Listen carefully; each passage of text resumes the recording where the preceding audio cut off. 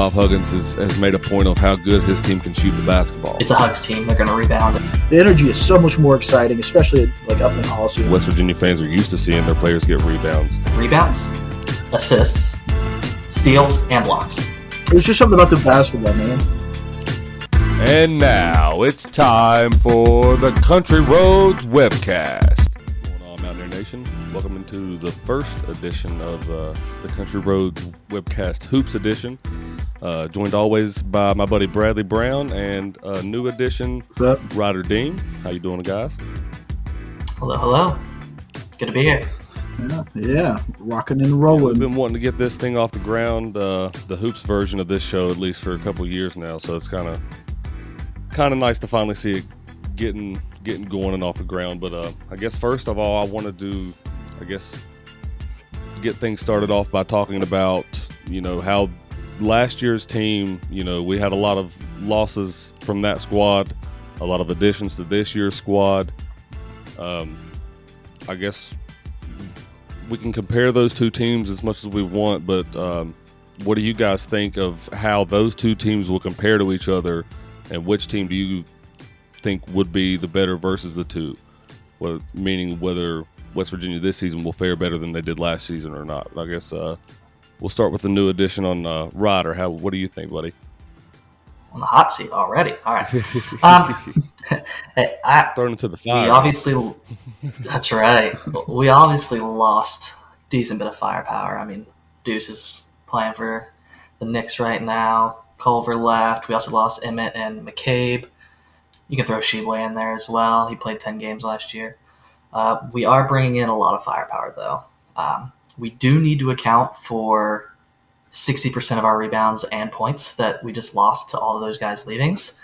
It's going to be tough. I do think we'll be a rung below where we were last year, just slightly. I mean, we eked out a 3 seed in the tournament. I think that's hard to recreate. Yeah. I think we're still going to be fine. There's going to be some bumps with half the roster being new, but I think we're still going to be all right. Yeah. I think it's a point to be made of how different of a team this team is compared to last year's. Last year you had a lot of size, especially early on in the year when you had Sheboy and you had Derek Culver down low, which in my opinion that created too much of a clogged, congested area down there, and it didn't really give either one of them time or space to create anything because they're just battling with each other down there. But I think once Sheboy ended up ultimately leaving and transferring out, I think that really opened it up for Culver, and Culver didn't play bad basketball at all towards that latter half of the season last year. But compared to this year's team, if you watched the exhibition game against Akron a couple nights ago, that team really looked much improved on the offensive side of the ball, and we've mainly went back to more of a press Virginia style approach on defense. I guess more so because we have such a smaller lineup than we did last year. But with the exception of maybe Gabe Osaboyan and really not many other guys on this team, we're not going to be getting rebounds the way we did last year. So that's going to be a lot of difference between those two teams. But I guess, Bradley, how do you compare these two teams and how they differ? Yeah, I mean, I thought our team last year was a little bit disappointing for what I wanted. I thought we'd definitely have a better team last year considering we had Sheboy, but then that kind of fell apart. I'm really concerned about I guess I'll go with what I'm concerned about than what I'm excited about. I'm really concerned about losing Derek Culver because I feel like that was probably like our most crucial player last year. And losing him is just, there's so much there. Like what Ryder said, we have so much to replace in that area, points and rebounds wise. I mean, he was a full package. He had a good passing game too. And, I probably would have been a little bit more comfortable going into this year had I seen Isaiah Cottrell play a little bit more last year, had he not gotten hurt. But I've heard really good things about him. So I think that as far as the difference or my comparison between last year's team and this year's team, I think that this year's team has a lot of potential. Really? I mean, I think that we're definitely a lot less tested, a lot less certain of what we're going to get this year. But I think that we definitely have good potential this year as compared to, we knew what we had going into last year, and it kind of fell flat. Whereas this year, it's a little bit more of a question mark, and we could definitely blow the top off the house if we get things rolling. So yeah, Yeah, I'm excited to watch us play, and we got some good young guys. I was sad to see Jordan McCabe leave because the guy loved Mountaineers, but he was just bad at the game of basketball. So better Honestly, than I am, honestly, but that was very hard for me to accept for the most part. Was Jordan, because I was really high up on Jordan McCabe. You guys heard me talk about You were Nico. high up. Yeah, you guys hear me talk about Nico on the football version of this podcast. Now, I was even more high up on Jordan McCabe coming in as a basketball freshman. With the way that kid, the videos that he was producing, in the basketball, the style of play that he had, I was very excited, and it just never did pan yeah, out. and just the mindset he had about being at WVU, you Yeah, thought that I never he thought would he only was going get to better and better and transfer. better, and then That one also got me as a shock. But this team, yeah, for the better part of the last 5 years or so, I think, every single year I've heard Bob Huggins say, not every single year, but for the most part, Bob Huggins has made a point of how good his team can shoot the basketball. And then the season comes, and as always, we have a very big defensive prowess as a basketball team, but our offensive side is largely dependent on how many offensive rebounds we can get and be able to score points because we have so many shots taken. However, this team can really shoot the ball, if anything's to be said about that game against Akron a few nights ago, because I don't think there was Taz Sherman, especially, and Sean McNeil. We've seen him shoot the ball, a bunch last season, but Taz Sherman really surprised me on how effectively he was knocking down shots. And I know that it was Akron, I get that, but even I mean, Akron's no no, slouch. Akron is I no mean, slouch. let's not like Akron Yeah, is I don't mean to say that some any bad kind of team. disrespectful, but we as basketball fans at WVU have seen in the past that even against these guys, these earlier games, exhibition games, especially West Virginia, even with teams that were supposed to be good, have struggled, especially on the offensive side of the ball. So that was a really bright sign for this squad. Uh, but take it how you want. I think if you're talking better or worse between last year and this year, I think out the gate we're going to be seeing chemistry be built. So I think there will be some woes a little bit for the first part of the season, but I think for maybe going into January and February, this team might start to find themselves on the defensive side of the ball, and if they can continue to knock down shots, this team might be scary in the Big 12 this year. Oh, yeah. Yeah, and I think something that's I think something that's going to be crucial though is Taz Sherman has really got to take over that head honcho position. I mean, Taz has really got to go into this game knowing that he's got to score, and not only does he got to score, he's got to make plays. I mean, Taz has really got to put a lot of load of the team on his shoulders and step up as a leader. Because I love Sean McNeil. Ryder's a huge fan of Sean McNeil. That's his dude. And he's McShooter over there. And I think that Sean McNeil can just be so inconsistent. So that's out of Sean McNeil this year, he's got to be way more consistent. He can't be 5 points one game, 22 points the next game, and 7 points the next game. He's got to be more consistent as well. But I think that this team's really going to heavily rely on Taz Sherman being able to be one of the better guards in the Big 12. Like if you guys heard Fran Fischel talking about him, he thinks he's going to be one of the best guards in the Big 12, and he has all that potential. But he's got to be, a leader first, and put the team on his back, and and I think that'll do better for him than scoring 30 points and us still losing by 20. Yeah. Ryder, you was gonna say something? Yeah, I also believe he needs to really basically. It's not you can't replace Deuce McBride. I mean, he's special, Right. but he needs to do the best that he can to basically recreate being that person.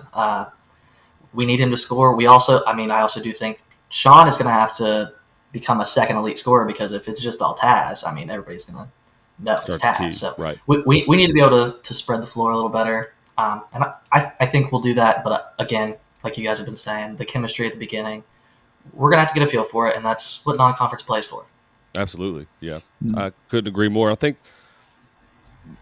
you made a point about Sean McNeil. My thing with Sean McNeil is I love him as a basketball player.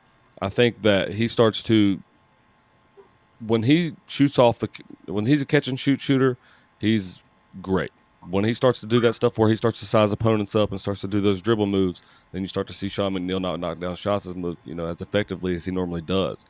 But like you said, replacing Deuce McBride is like replacing Deshaun Butler. You're not going to replace him. You're going to have to just get whatever player you can to fill that void until you can get someone to, I guess, be the next one to come out of West Virginia to be like that.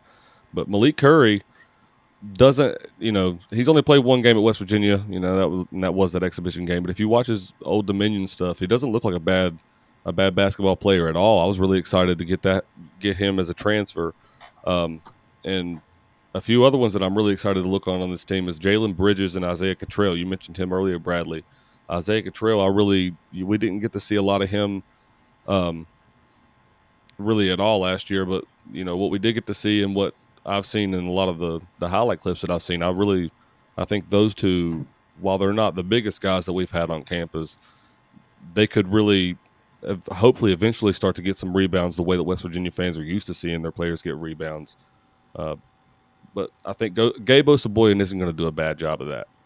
There's going to be a lot of guys on this team that do a lot of different things well, and I think that's one thing that bodes well for West Virginia this year.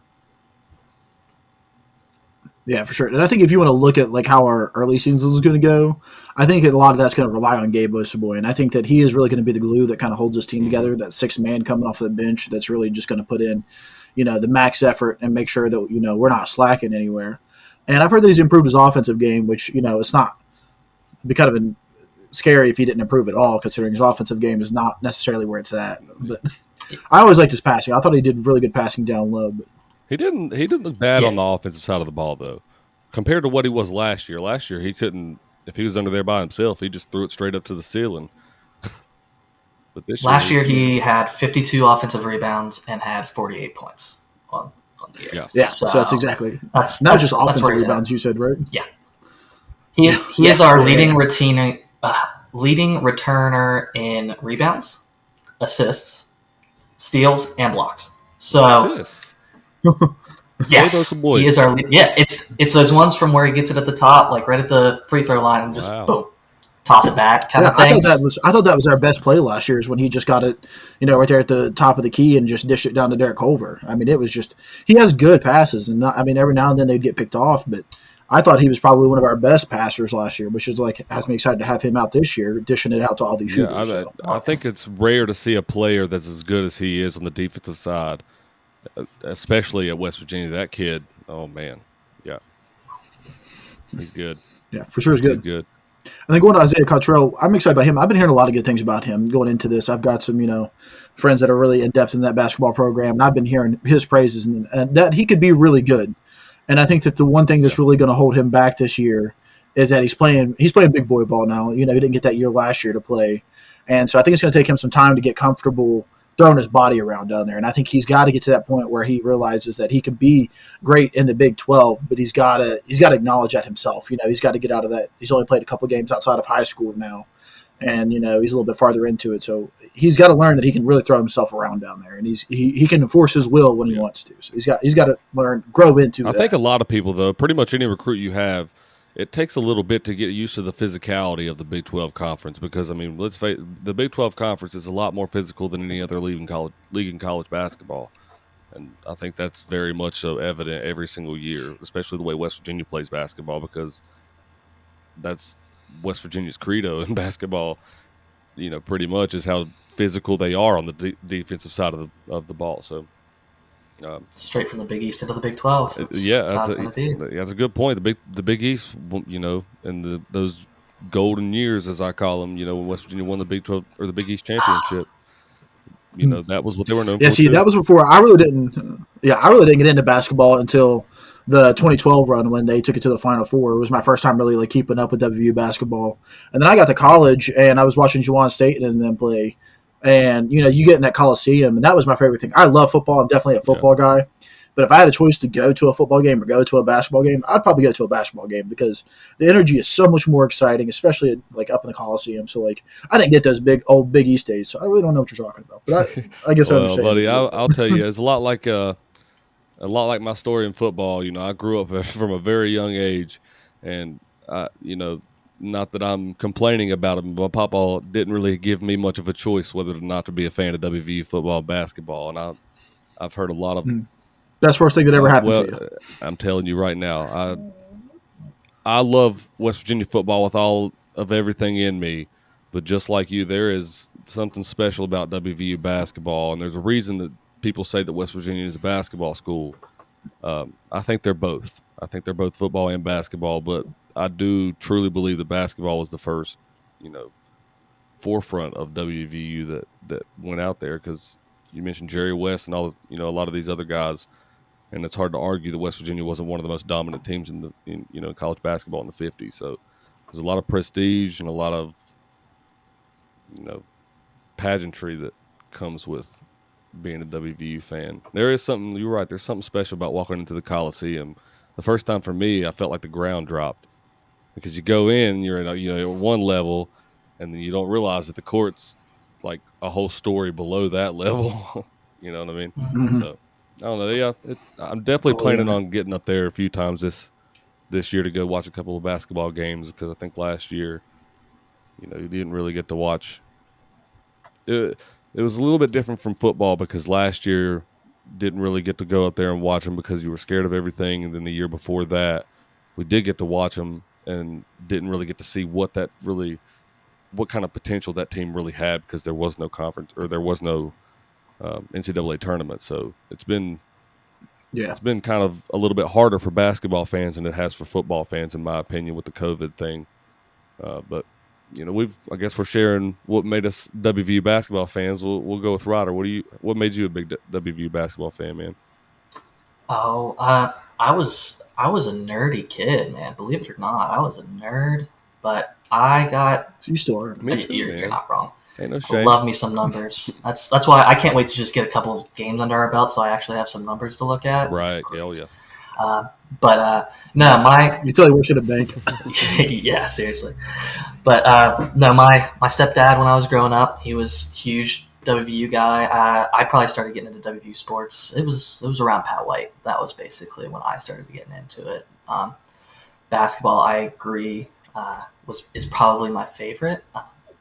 Been to a lot of games in my time. I love me some Air Bear, some Ruoff. See, I have an old Ruoff jersey that can now be used. There you go. Yeah, I have an old Ruoff jersey that can be repurposed as a Sean McNeil jersey, and I have no complaints. So, no, I've just been WVU through and through. I have an old game program that has Johannes Hair Bear on the cover of it, and it's got a bunch of the guys that were on the team with him back then. That's a good team, man. Mike Gansey, all those guys, Dior Fisher. Mm-hmm. My player. Yeah, like this is how I feel like I mentioned that my player on 2K22, you guys, his name is Dior Fisher. Ooh. Oh. He's getting all the blocks. He is getting all the blocks. He averages 10. 10 blocks. Yeah, see, I feel like I definitely miss some of like the heyday of just like Mountaineer basketball and football, which is like, makes me want it again, because it's like, man, I can see like so much of the fans like reminiscing on that stuff. So it's like, I kind of feel like I got into the game late a little bit on both, the later years of Pat White and into Geno Smith and stuff like that. And then getting into it right there at the tail end of Deshaun, Butler, and then, I got to really enjoy Jawan State, and I've rushed the court, 3 or 4 times against Kansas, so I really built like a strong connection real quick when I got into basketball. Right. I still don't even know half the rules and stuff, but man, I just watching it, I get so excited because it's just. I do remember. It's just something about the basketball, man. I think I know a lot about football, but I'll tell you, when it comes to basketball, I'll find myself speaking on it, and I'm like, I really don't know how I know that. I think it's because I'm listening to Hugs' show too much. You know what I mean? Like, yeah. I only know most of what I know because I'm a WVU fan and what he speaks on. Yeah. So. Little callback to Bradley, whenever you were saying earlier that you were very high on McCabe, I do recall a personal conversation with Bradley a couple of years ago when he said that McCabe was going to average a triple. So triple. I might have been a little under the influence. He was taller than he was, but if he's if he's getting 10 rebounds, I don't know what the third category was, but it had to have been like after his freshman year when he was like starting to pick it up there a little bit, and he was playing on like a torn meniscus, and I was like, oh man, if he's playing this good, like hurt, then he's going to come out and just kill it next year. And then he just absolutely dropped off, disappeared, and now I don't even know where he transferred to. I can't really say much because I probably said something very similar along the lines whenever Issa Ahmad was here as a sophomore. So before his sophomore season, for sure. I was Most like, disappointing. This kid is going to go off, and he fell off, is what he did. Sure did. So sure I guess did. I was halfway right. Like I always described him, I was like, he was great as a freshman, but then he like never got better. And so like as a sophomore, he was just like good as a sophomore, and then like as a junior, he was kind of like disappointing as a junior. And then the senior year, man, I don't know what happened. I don't know if he just stopped caring or what. Yeah. Yeah, it was just. Yeah. And I was a big fan of, was it Wesley Harris, the dude he got kicked off with? Yeah. See, I really liked him. He was a rough, gruff guy, but I liked him a lot. There's a bunch of guys around not even on that squad. It was a couple years before that. I was trying to think about all the guys that like really were on the squads and then got kicked off or left a year after. There was Aaron Harris and I can't remember the other guy's name that was with him that year. Eric Murray. Eric Murray, thank you. Yes, that was the That's one. one. Both of which somehow, some way, went on to have pretty decent careers at Michigan State and wherever the other one went. I remember watching them both, and they actually, maybe it was Arkansas State, something like that. I was thinking red, so you're probably on the right track. That's what I was thinking of. It was somebody red. Yeah, but anyway, they didn't do too bad, but just weren't not team basketball players at WVU whatsoever. It was a little ISO ball where they're trying to dribble and shoot with four people in their face. Speaking about people that left, though, I was pretty sad to see Emmett Matthew leave. I know, you got to go to greener pastures because he's a really good ball player, and I think that he'll really thrive over there at Washington. But because I actually saw him at the LIU football game, and I was super excited to see him still, back over here. I don't think there's any love lost between athletics, him and WVU at all. No, not at all. It was just sad because he showed a lot of potential, but I think we ended up just filling those needs in other ways. I think that, and sometimes, as good as a player is and as strong as relationships are, systems are in place for a reason. And if a player doesn't fit a certain system, a lot of times it's a mutual decision that they leave and part ways with one another because they both know that, they both could thrive, both benefit from doing so. And, Emmett's not in a bad situation in Washington. That's going to be a good basketball team this year, too. No. And I think he will do just fine while he's out there. I almost feel like Jalen Bridges is a little bit better version of Emmett Matthew. I think he's a little bit more of what we needed out of him, where he's got that bigger body and can really go up hard, and then he can set back and shoot the three. And he's got that long, lanky body, and I think Jalen Bridges is just he's got so much potential. I think he's going to have a big year if he can really have some full confidence in himself, knowing that he can play ball with anybody on that court. I want to touch on that, and then Ryder, I'll let you go, but I think Jalen Bridges, in my opinion, has the potential to be a one-and-done type of basketball player. I really, truly think that if he plays to the potential I think that he could play at, he could be a potential top 5 pick in the draft this year, in my mind. Because that kid, he's long, he can rebound, he can score. I think that the way he plays basketball, the only reason I'm not saying that he's going to be the best player that's ever played basketball in the world. I know that. But the way that he plays basketball fits the pro-style system so much in today's style game. The way he can drive the ball and the way he's, he can just get somebody off a dribble and take him to the lane. He can shoot. If he can produce, well enough this season as how these freshmen or sophomores, really, I guess it'd be two a done. I keep forgetting that, we had last year. Yeah. I sound pretty dumb, don't I? Yeah, so he's a little bit behind on the one and done. A little bit behind. That's why Bradley gave me a look like, I don't know about that. We'll treat it like football. They got to play 2 years. Right? Yeah, right. But I really, truly think he has that potential because the way he can score fits the pro style game. But I don't think that will happen. But I think he has the potential to happen. But yeah, I just wanted to say that because I'm high up on Jalen Bridges this year as well as a few other players. But what do you think? What do you think, Ryder? I mean, to go off of that, there's also always the potential, like we said with Issa, we thought really good freshman year, coming sophomore year, a little slump. Now, I definitely don't think that's going to happen. I think Jalen is going to be just fine. He's going to be a much improved player. He's going to continue to work on his craft, and I don't see any way that he's not going to be. And he's a hometown kid. Fairmont. Yep. Best basketball player out of Fairmont. I bet you. So, good with that. So, and I don't think there's any players that have been hometown kids in the past, several years anyway, that have not produced for WVU. You can think of Nate Adrian and a few other guys, but I think all of them has pretty much played up to their ability that they were supposed to play at, and I think that's because they were hometown kids and they're playing for the state that they love and, and are a part of. But with all that being said, there's a lot of new names on this roster and a lot of guys that's left, a lot of guys that's been brought in to replace guys. I guess we'll go with who we think will be. Uh, I guess maybe not the best player on the team, but the leader of this team. I'll start with you, Bradley. Who do you think's got it this year? Oh, got to be the leader of the team Yeah, this year? the guy that's really going to come out. How Miles McBride last year was that guy. He ran everything on that offense and everything through that team ran through Miles McBride. Who do you think will be that guy this year? Without a doubt, it's going to be Taz. I think that he set himself up to be in that position, and I think that he's got the talent. He's got he's got the mentality too. That I think, and he's got the stroke. I mean, the guy's got a beautiful shot. I mean, I could see him definitely breaking his career high a couple times this year, and I think that he'll hit maybe a 30 bomb a couple times, if not, more than that. So I think that that's definitely going to come on Taz. Somebody I want to hit that is like somebody I think is going to make an impact, because I think that's also somebody we can bring up too. Would be really nice. I think Kobe Johnson. I think that he's got a chance to really make an impact as well. Come in off the bench, and be a guy for WU this year. I think he'll be a dude, and I think that I could see him almost averaging double digits this year in points, and being somebody that we can really rely on when Taz has to come out. I think that he'll probably be the guy, because I think that Sean McNeil is just going to be too much of a shooter to really run the offense as much. So I think that when Taz needs that break, I think Kobe Johnson's going to come in, and he's got a chance to really make a name for himself in that role, just coming in to back up Taz. Yeah, I think, the way Taz Sherman played the other night, I think it's hard to argue that he's probably going to be the player to go to or go through this year on the team.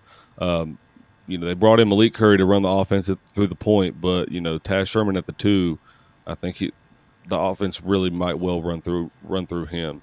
But as far as the leader on this team this year, it very well may end up being Taz, but I think, as we touched on it earlier, Gabe Osabuoye, and I think he really has the potential to be the true leader of this team, because he can, he's very, very elite on the defensive side of the ball, and I think that's what West Virginia is going to have to make up for this year.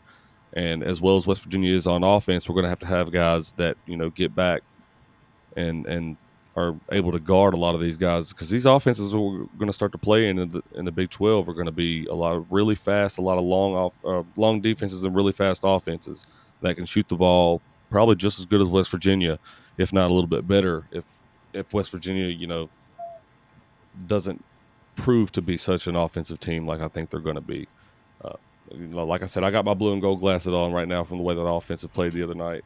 But Ryder, what do you think? Who do you think is going to be the leader of this team this year, and who's going to take over? I do believe that from a point production standpoint, and like actually getting the wins in the win column, I think that's going to be Taz. I think Taz is definitely the guy that's going to step up, and he's going to lead us in scoring. He's got definite all Big 12 potential. So I think it's him, and I agree also with Gabe. I put out all the stats that he's the returning leader in, so I think he's going to be that guy off the bench, at the very beginning of the game, first 4 or 5 minutes, that's just getting everybody on the bench. Hey, we're going to have to come in here and battle and go put on a show for our guys. So I think it's definitely both of them, and I think for the underrated things that I need to look for, I'm really interested to see how Damon Kerrigan and Pauly Polycap produce as our bigs. Kerrigan's returning. He was a top 20 in the nation blocker last year. Yep. So we need a lot of rebounding production, and it's a Hugs team. They're going to rebound. If they don't rebound, they're going to learn. They're going to get on a treadmill. They are going to learn. But I'm interested to see how they perform as our bigs, because we're missing a lot there. We basically had to get a 2-for-1 with Derek leaving. So those are the two guys. Yeah, the loss of Derek Culver really, Miles leaving, that really hurts, but losing Derek, that really, really hurts, because like you said, that it takes away pretty much every bit of size that we had down there with experience, and now you're going to have to adjust and find, whoever it is going to be that fills in and gets you those boards on the offensive glass especially, which, it might not be so important this year with the way that West Virginia may be able to shoot the ball, but, those defensive boards really are going to have to come into play. West Virginia's going to have to find that guy. But I'm like you. I think Huggins knows his stuff in that department, obviously, and there's always somebody, it seems like, that's down there grabbing those boards, and it's better at it than whoever it is on the opposing side. But I like the potential out of this team this year, guys. I don't know how far they'll go in the tournament just yet. I think I need to see a little bit more on the number side of things. But I guess if we did have to put a number on it and a prediction on it, how many wins, I guess, do you think this team will end up with by season's end? Where do you think that they will finish in the polls, and how far in the NCAA tournament do you think that they could reach? Well, I guess Bradley, we'll start with you this time. Sure, yeah. So wins-wise, I'm going to give us anywhere from like 18 to 22. I don't think that we're going to really outdo our year last year, but I also don't think that we're going to have much of a fall off from last year. Even though, like I said, I felt like last year was a bit of a drop off from what I expected them to be. If we're going to hit that 22 and above range, it's going to be because we really hit our chemistry and these guys really play well together. If we hit that under, I think it's going to be because we struggled down low replacing Derek Culver, like you guys were talking about, because not only was he, an amazing player, but he was also a consistently amazing player. When we didn't have Derek Culver out there, I mean, we really struggled. Yeah. So, I mean, it's just you're trying to replace so many intangibles and tangibles. I mean, you're trying to just replace so much that I think if we have less than 18 wins this year, I think that it'll be because we really struggled with that. In the tournament, I'll give us, I think we'll be like middle of the rung Big 12. And so I'll give us, like a 6 to 8 seed, I guess, somewhere around in the middle. Probably a little bit less than like a 10 seed, but definitely there in the middle somewhere. I like that. Ryder, what do you think, buddy? I think we'll be slightly better than what Bradley has projected. I'll say 19 to 23 wins. I think that's about the window. I think, we're not going to go into the tournament as a 3 seed like last year, which was also pretty favorable in the moment. We were probably supposed to be a 4 or 5, but I digress. I think we'll probably end up in the bottom half of the top 25 at season's end, so somewhere in like the 16 to 25 probably. And then I think we're a second weekend team. Like we are Sweet 16 to Elite 8 potential, and I think basically year in and year out, I think that's what we should be. And I think that's a Bob Huggins team. Is like that's just expected from your coaching, and we've got a coach that can easily get there with no matter what team he has. I've come to expect Sweet 16 as a West Virginia fan. I mean, I might be spoiled to a point of that, but it seems like throughout my time as a Mountaineer fan, and like I said, I guess I've been a fan longer than you guys have, and most of that time, West Virginia's reached the Sweet 16 and above. More often than not, anyway. But I guess if I'm giving my prediction, I guess I'm thinking we're bringing West Virginia back, and we've talked about how good this offense is compared to not only last year or the last couple of years, but for a good while now. I think if you bring back West Virginia and it's anywhere near as effective as it was when it was here before, and you can shoot the ball as well as we think they can, West Virginia has the potential to win anywhere from 22 to 25 games in my mind. I think that they will finish. I'm looking at maybe anywhere from 3 to 5 in the Big 12 conference. It's not middle of the pack, but more towards the top than middle. With anywhere from 15 to 20 in the rankings at the season's end, because I don't think that they're going to be an elite team by any means, but I do think that they're going to be able to hold their own as well as West Virginia usually does.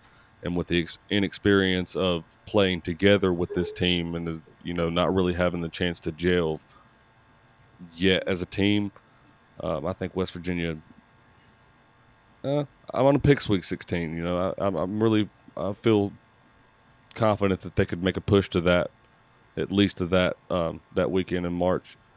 But if they can shoot the ball as well as Taz and Sean, I know, can shoot the ball, they don't always shoot the ball that well because they don't pick the right shots a lot of times. But I shouldn't say a lot of times. They just didn't last year.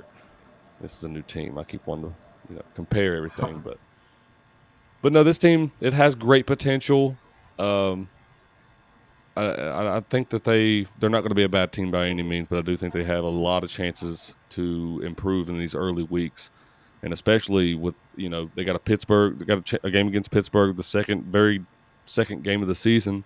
and then you get to play a 24 ranked. Well, as of right now, they're 24 ranked UConn squad, and then you got a few other games coming up against some other non-conference opponents that aren't really knockovers. They're not big-time opponents, but they're not really knockovers either. And then you start to get into Big 12 play, so this team really has to adjust quick of what kind of style of ball they're going to have to play. But I'm really excited about it, man. I really do think that this team's going to fare well this year. Before we get out of here, do you guys have any final thoughts on what you think that this team's going to do this year, or just anything you think about them in general? Ryder, what do you think, buddy?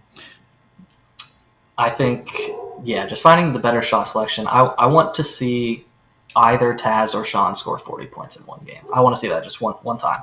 That'd be pretty awesome. I wonder when the last time somebody scored 40 was. The last time was whenever Deshaun Butler scored 42 against Villanova. I figured that was the person. So, I think a 40-point game is attainable.